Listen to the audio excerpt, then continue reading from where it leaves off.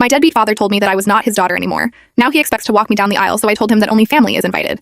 When I was 6 years old, my parents got divorced after my dad cheated on my mom with my stepmother. After that, I spent most of my time with my mom, but during holidays and vacations, I stayed with my dad. When I was 8, my half-brother Jake was born, and whenever I was with my dad, I was forced to take care of him. When I started high school, I had to move in with my dad because my mom had to move abroad for work. This period was one of the hardest of my life. My stepmother wasn't a bad person. She tried to include me in things, but she was very submissive to my father. As for my dad, he always treated me like an extra in the house, someone who didn't really belong there. I was constantly responsible for taking care of Jake, and whenever he went out, he would only take my stepmother and Jake, never inviting me. One of the most painful experiences happened when I was 14. My dad announced that the whole family was going to Disney for vacation, but the day before the trip, he told me that he wanted it to be a family moment, their first big trip with Jake. So I was left home alone. This had already become a pattern. Trips to the beach, zoos, or other outings always included just my stepmother and Jake while I was left behind. My dad didn't like me going out with friends or inviting them over. He said, teenagers together only cause trouble, and because he was controlling, he would call the house phone at random times to check if I was home. He also had a trusted neighbor who would keep an eye on me to make sure I didn't have any visitors. When I turned 16, living with him, the feeling of being an extra only got worse. Everything I had experienced during vacations, the exclusion and sense of abandonment, became part of my daily life. Things came to a head when I turned 18. My dad got a promotion at work and decided to take a family trip to Europe. Since it was my last year of high school, I was excited, thinking I'd finally be included. But then he told me he didn't have enough money for a trip for 4,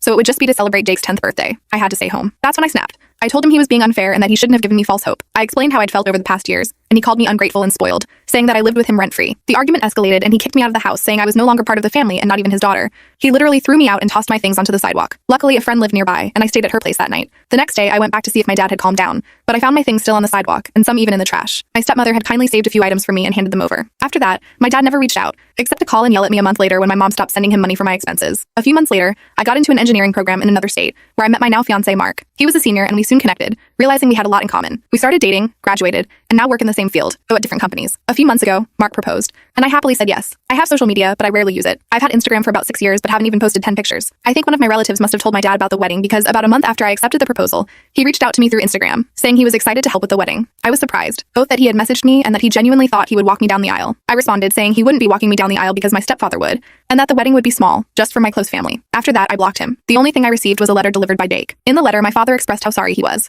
I won't copy the exact words, but to summarize, he said that after kicking me out, he lived a normal life with my stepmother and Jake. But when he saw pictures of my graduation with my mom and stepfather, he started feeling regret. He wanted to talk to me, but his pride held him back. He only decided to reach out now because he realized that his pride got him nowhere, and that he wanted to fulfill one of the plans he made when I was born, to pay for my wedding and walk me down the aisle. Honestly, I don't know what to do. Update. Here's what I've decided. I will respond to his letter. I'll express how I felt when he kicked me out. I'll be polite but honest. I'll also let him know that my stepfather will walk me down the aisle because that's what I want. I won't offer further explanations to him. After all, this is my wedding with Mark, and it will be exactly how we want it, without the need for justifications. I will not accept any money from him, nor will I send him an invitation. If my dad truly wants to reconcile, he can reach out to me through Jake, but only after the wedding or honeymoon, and it will be on my terms. As someone suggested, we're going to hire security for the wedding, no matter how my dad reacts. For those wondering, yes, Jake has been invited. As I mentioned, we still have a good relationship, and he's allowed